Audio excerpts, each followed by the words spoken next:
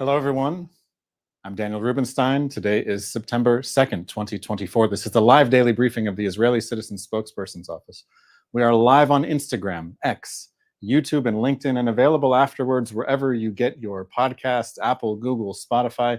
Please start submitting questions in the chat, in the comments, and as always, like and subscribe to help us reach a wider audience. Today is day 332 of the October 7th war. The people of Israel continue to mourn the 6 hostages that Hamas executed a few days ago. The 6 murdered hostages were shot multiple times from close range, execution style. It was another reminder that Hamas is an enemy of humanity, a barbaric terrorist organization with no regard for human life. We are now in a period of intense diplomatic activity that could determine the course of the October 7th war. Many world leaders issued statements after news broke that Hamas executed 6 hostages. I want you to listen closely to the statements because there's a common theme to all of them. Here are 3 examples of statements. US Secretary of Defense Lloyd Austin said, "Hamas will be held accountable and we must swiftly conclude a deal to secure the release of the remaining hostages." The Prime Minister of Canada, Justin Trudeau, said, "Hamas must release all hostages, lay down its arms, and have no future in the governance of Gaza. Leaders must reach a deal to bring the rest of the hostages home and end the violence." The Foreign Minister of the United Kingdom, David Lammy, said, "Hamas must release all the hostages immediately, and all sides must accept the deal on the table to end this war." There is the demand of Hamas to release the hostages. There's the statement that Hamas must be held accountable, and there is also a call to reach a deal. Do you see the problem? There is a contradiction in these statements. What is the contradiction between demanding that Hamas be held accountable and calling for a deal? Hamas will only accept a deal if it means that Hamas can avoid accountability. That's why we're stuck. It's why the war that Hamas started on October 7th is continuing. I want to tell you something that frustrates me. World leaders are saying Hamas must release the hostages, but none are saying what the consequences will be if Hamas does not release the hostages. Must needs to be followed by an or else it is meaningless. What might or else mean? Here's an idea. Hamas is supported by Qatar, Turkey, Iran, and others.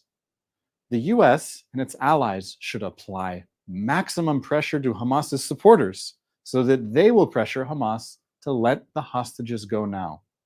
Hamas is not facing enough pressure. Remember, Hamas executed an American citizen, Hirsch Goldberg Pollen, just after his parents addressed the conference of a US political party. Hamas executed an American hostage while negotiations are ongoing in Qatar. That's what Hamas thinks of American threats right now. Hamas is not afraid of its global standing. Hamas leaders are living a comfortable life in luxury villas in Qatar, down the street from a major US airbase. Hamas is welcome in Qatar, a non-NATO ally, and the host of the last World Cup. Hamas is welcome in Turkey, a member of NATO. It was in Turkey where Hamas leader Khalid Mashal issued his call for more suicide bombings.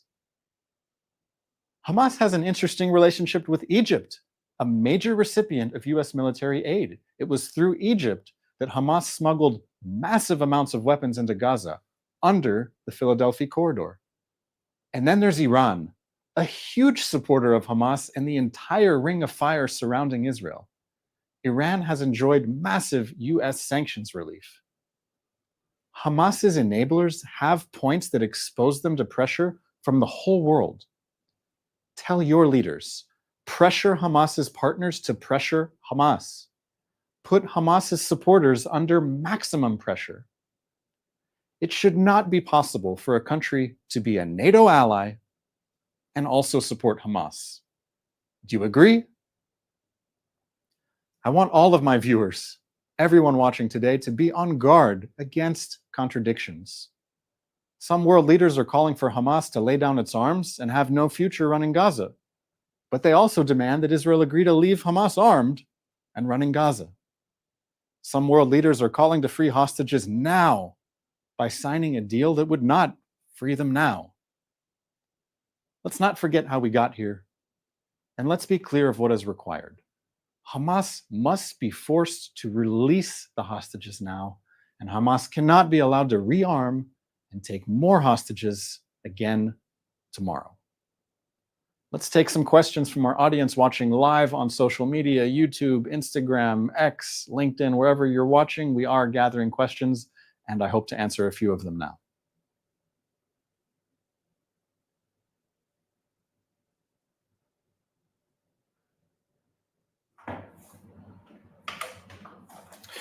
Our first question today comes from Karen Gilkarov, who asks, are we still going to negotiate with Hamas knowing full well that it will never work?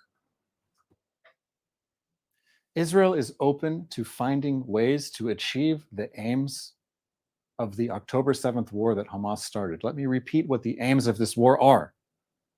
The first is the destruction of Hamas's military and government capabilities in Gaza. The second is the safe return of all of the hostages that Hamas continues to hold and has held for 11 months. And the third aim of the war is that Hamas will never be able to carry out another October 7th massacre.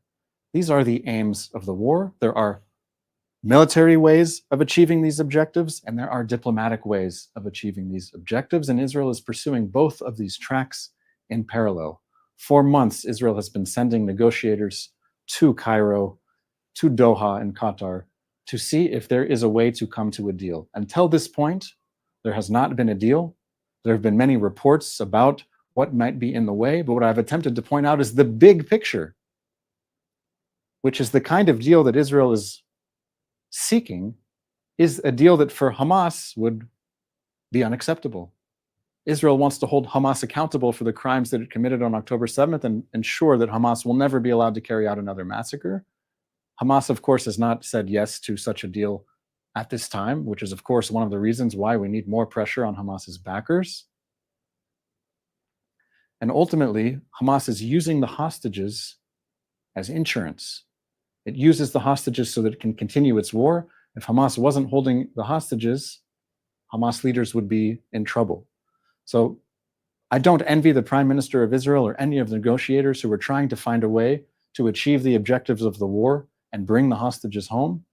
We must be open to any and all avenues with our partners in the region. This includes working with Egypt. It includes communicating with Qatar. It includes sending messages to Turkey. But in the meantime, the October 7th war that Hamas started is continuing. Hamas continues to fight in Gaza. It continues to fire rockets. It continues to fire anti-tank missiles. It continues to fire mortars. So on the one hand, the war is continuing. And in parallel, the diplomatic track is very active, especially this week.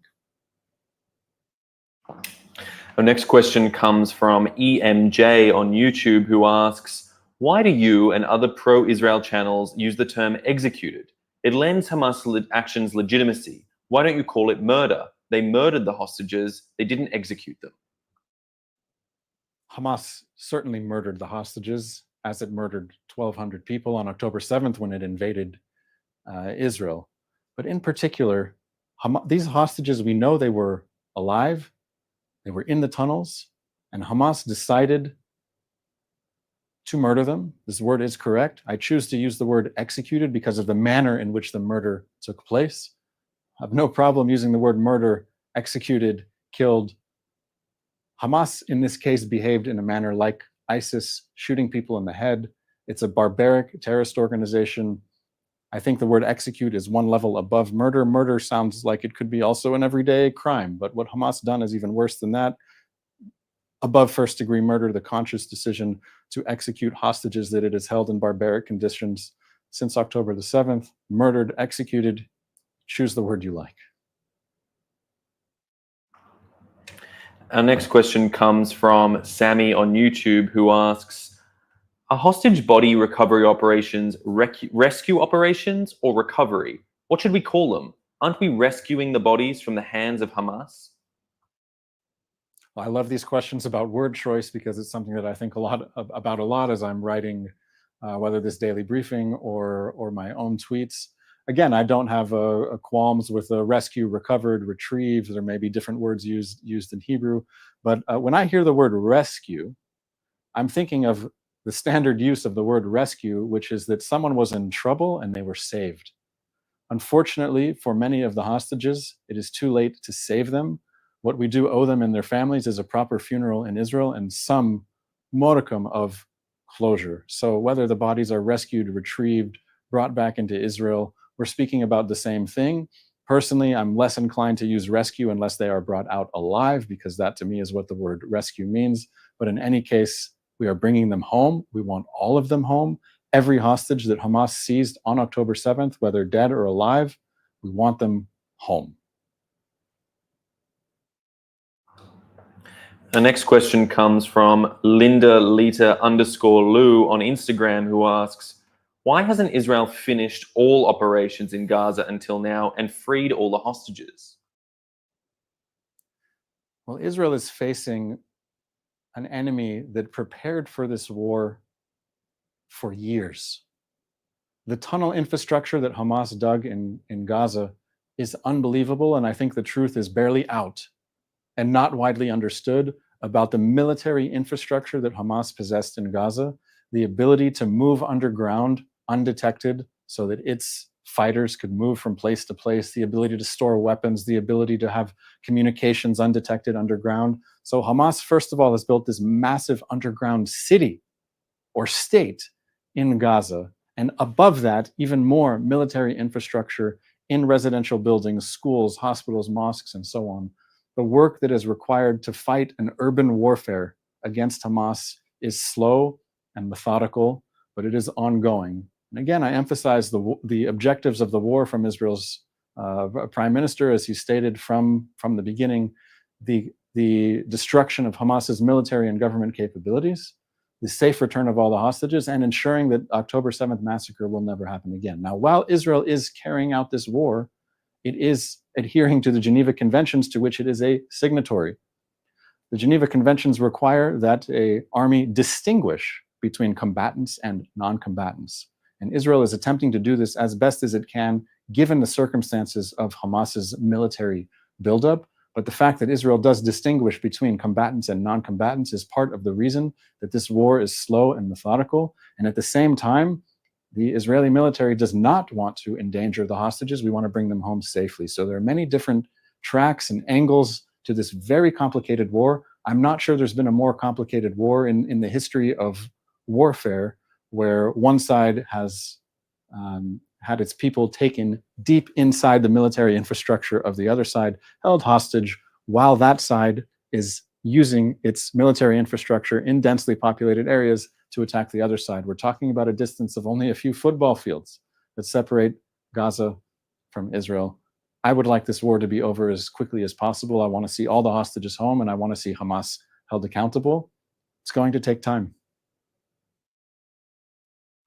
Our next question comes from GoCarry5 on Instagram, who asks, should we submit and leave the Philadelphia corridor?